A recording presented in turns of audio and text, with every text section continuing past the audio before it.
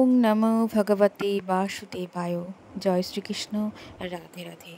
নমস্কার সকল সম্মানীয় দর্শক শ্রোতা বন্ধুদের রিমিস ভার্সন এই চ্যানেলের পক্ষ থেকে সকলকে সুস্বাগতম। আশা করছি কৃষ্ণ কৃপায় আপনারা সকলেই ভালো আছেন, সুস্থ আছেন। সামনেই আসতে চলেছে পয়লা বৈশাখ।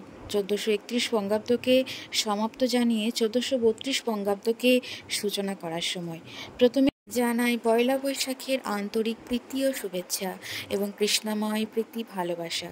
নতুন বৎসর সকলের ভালো কাটুক।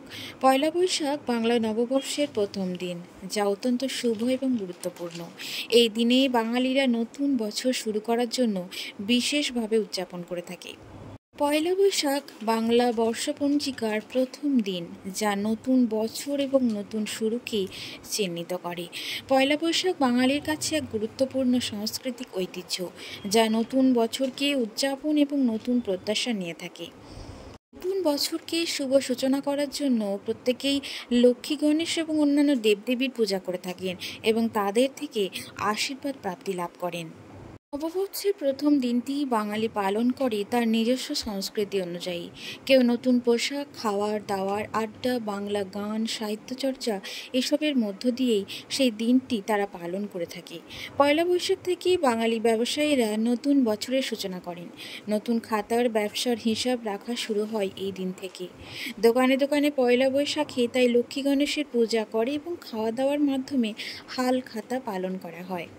পয়লা বৈশাখে আমরা পুরনো বছরের সমস্ত খারাপকে পিছনে ফেলে রেখে নতুন বছরকে ভালো করে তোলার যাত্রা শুরু করি। নতুন বছরের পথ শুভ হওয়ার আকাঙ্ক্ষায় দেবতা এবং গুরুজনদের আশীর্বাদে সমৃদ্ধ হতে আমরা বিভিন্ন দেবদেবীর পূজা আরাধনা করে থাকি। 2025 সালের পয়লা বৈশাখ কত তারিখে পড়েছে? 14 এপ্রিল নাকি 15 এপ্রিল? এবছর 15 এপ্রিল মঙ্গলবার থেকে শুরু হচ্ছে নতুন বছর। অমৃত যোগ রয়েছে সকাল 7টা 50 থেকে 10টা 20 পর্যন্ত। আবারও একটা রয়েছে অমৃত যোগের সময় 12টা 53 থেকে বেলা 2টো 32 পর্যন্ত। আরও একটি সময় রয়েছে 3টে 24 থেকে 5টা 4 পর্যন্ত। বারবেলা থাকছে সকাল 6টা 55 থেকে 8টা 28 পর্যন্ত। আরও একটি বারবেলার সময় রয়েছে 1টা 12 থেকে 2টো 45 পর্যন্ত। পয়লা বৈশাখে লক্ষ্মী গণেশের পূজা করার শুভ সময় এবং হালখাতা করার শুভ সময় কখন? 15 এপ্রিল মঙ্গলবার সকাল 7টা 50 থেকে 10টা 20 পর্যন্ত একটি সময়। দুপুরবেলায় 12টা 53 থেকে বেলা 2টো 32 মধ্যে। আরও একটি দুপুরের সময় হলো 3টে 24 থেকে সন্ধ্যা 5টা 4 পর্যন্ত। এই সময়গুলি লক্ষ্মী গণেশ পুজো করা এবং হালখাতা করার শুভ সময়। পয়লা বৈশাখে হালখাতা করা হয়। এদিন দোকান এবং ব্যবসায়ীরা নতুন বছরের হিসাব নিকাশ লেখার জন্য একটি নতুন খাতা ব্যবহার করে থাকে। সেই সঙ্গে পুরনো বছরের খাতাও বন্ধ করা হয়। যুগের পরিবর্তন হলেও এই হালখাতা নামক কথাটা কিন্তু পাল্টায়নি। এই দিনে লাল কাপড়ে বাঁধানো খাতার প্রথম পাতায় স্বস্তিক চিহ্ন এঁকে সেই খাতার পুজোর মাধ্যমে নববর্ষের ব্যবসায়ীরা লেনদেনের সূচনা করা হয়। এই দিনে লক্ষ্মী লাভ এবং বিঘ্ন নাশের আশায় দোকানে দোকানে লক্ষ্মী গণেশের পূজা করা হয়। পয়লা বৈশাখ কোথা থেকে শুরু হলো? কেই বা প্রথমে পয়লা বৈশাখের সূচনা করেছিল?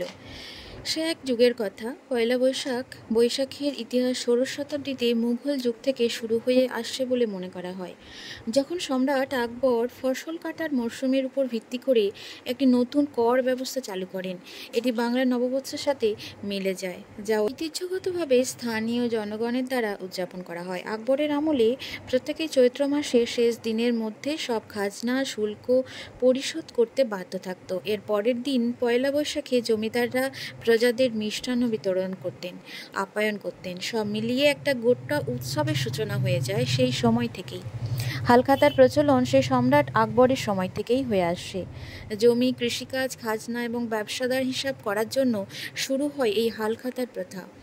মনে করা হয় নতুন হালখাতা অর্থাৎ নতুন খাতা, পুরনো খাতা সরিয়ে নতুন খাতার হিসেব নিকাশ লেখা হতো। পয়লা বৈশাখ সারা বিশ্বে বাঙালিরা অত্যন্ত উৎসাহ এবং উদ্দীপনার সঙ্গে পালন করেন। দিনটি অত্যন্ত শুভ।